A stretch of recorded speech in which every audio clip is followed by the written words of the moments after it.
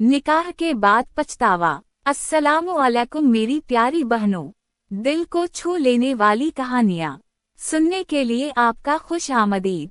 आज की कहानी बहुत जज्बाती है, इसे आखिर तक जरूर सुनिएगा।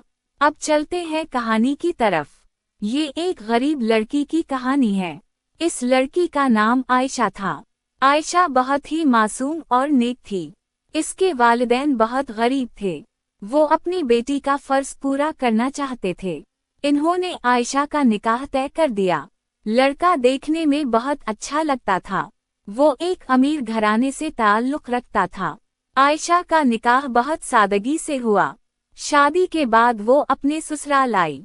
ससुराल आते ही इसकी दुनिया बदल गई। इसका शौहर बहुत गुस्से वाला निकला। वो आयशा की गरीबी का मजाक उड़ाता था। सास और ननदें भी उसे तने देती थीं। आयशा हर वक्त कमरे में रोती रहती। वो अपने नसीब पर आंसू बहाती थी। शौहर ने कभी इसका दिख ना समझा। वो रात देर से घर वापस आता था। आयशा को अपने निकाह पर पछतावा होने लगा। वो सोचती थी मेरी गरीबी ही मेरा जुर्म है। एक दिन आयशा बहुत ज्यादा बीमार हो गई। इसके ससुराल वालों ने ध्यान ना दिया। जब हालत बहुत ज्यादा खराब हो गई तो शौहर उसे डॉक्टर के पास ले गया। डॉक्टर ने कहा उसे कोई गहरा सदमा है। ये सुनकर शौहर का दिल पिघल गया।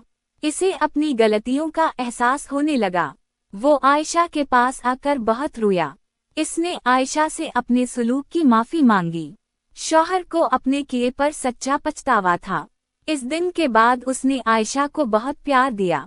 आयशा का पछतावा अब खुशी में बदल गया। अल्लाह ने इसके सब्र का फल दे दिया।